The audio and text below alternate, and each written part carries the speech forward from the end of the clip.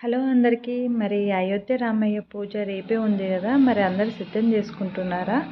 ఏం చేయాలి పూజ అనేది అందరికీ మైండ్లో కన్ఫ్యూజన్ ఉంటుంది. ఎలా చేయాలి, ఏం చేయాలి అనేది నేనైతే చిన్నగా ఒక విషయం అయితే ఇందులో చెప్పాలనుకుంటున్నానండి.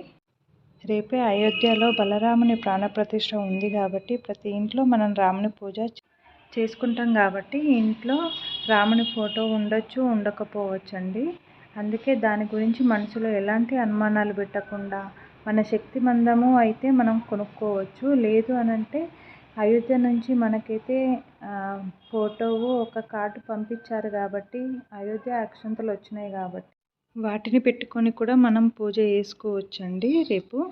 రేపు సీతారాములకి ఇష్టమైన ప్రసాదం ఏంటంటే, మనము రాముని కళ్యాణం రోజు, శ్రీరామనవమి రోజు వడపప్పు పానకం మనం ప్రసాదంగా పెడతాం కాబట్టి అలా రేపు దేవుడి కోసం మనము వడపప్పు పానకం కూడా ప్రసాదం పెట్టుకోవచ్చండి. ఆంజనేయ స్వామికి ఇష్టమైన తమలపాకులు తీసుకొచ్చి శ్రీరామ అని తమలపాకు మీద రాసి పూజలో కూడా సమర్పించుకోవచ్చండి. అలా నేను రేపటి కోసము ఇప్పుడే నేను ఇంట్లో ఉన్న పూజ సామాన్ అయితే తీసుకొని కడిగేసుకున్నానండి.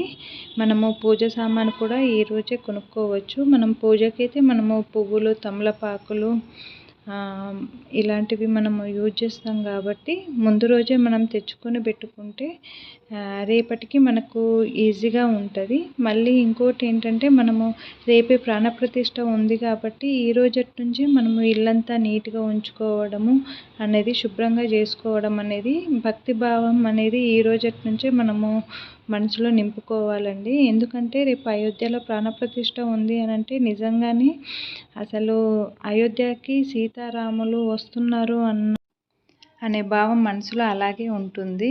మళ్ళీ ఇక్కడ నేను రేపు పూజ కోసం అయితే నేను ఇక్కడ కొత్త దూది అన్నట్టు, పత్తి అన్నట్టు మన పొలాలలో పండిస్తారు కదా, అది నేను ఇంట్లో పెట్టుకుంటాను కాబట్టి రేపు పువ్వొత్తికైనా వస్త్రానికైనా పూజ కోసం ఉపయోగించుకోవచ్చని నేను ఇక్కడ ఇవి గింజలు తీసుకొని అయితే అలా పెట్టుకుంటున్నానండి.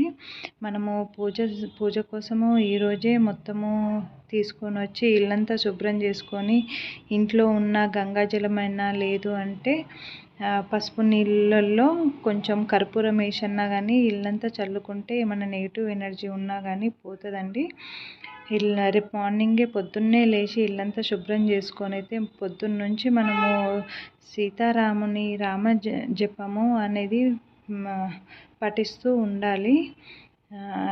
నాకు మామూలుగా శ్రీరామనవమి వస్తుందంటేనే నాకు పెద్ద పండగలాగా అనిపించేది. అంత హ్యాపీగా నా ఇంట్లో పెళ్ళి అన్నట్టుగా నేను అలా హడావిడి వేసుకునేదాన్ని. అలాంటిది రేపు అయోధ్యలో అంత పెద్ద పూజ ప్రతిష్ట జరుగుతుంది అని అంటే అసలు నిజంగా ప్రతి మనిషిలోని మనసు అనేది అది ఉప్పొంగిపోయేటట్టుగా ఉండాలి. అంత ఈ జగత్ మొత్తం రామనామంతో నిండిపోతుంది అని అనిపిస్తుంది. రేపు అసలు చాలా హ్యాపీగా, మనసు సంతోషంగా ఉంది. నేను రామకోటి రాయబట్టి కొన్ని సంవత్సరాల నుంచి రాస్తున్నాను. నిజంగా రామ భక్తులకైతే ఇది చాలా పెద్ద పండగ అని చెప్పుకోవచ్చండి. మీరందరూ కూడా ఎలా రెడీ అవుతున్నారు, ఎలా చేస్తున్నారు అనేది చెప్పండి. వీడియో నచ్చితే సబ్స్క్రైబ్ చేయండి.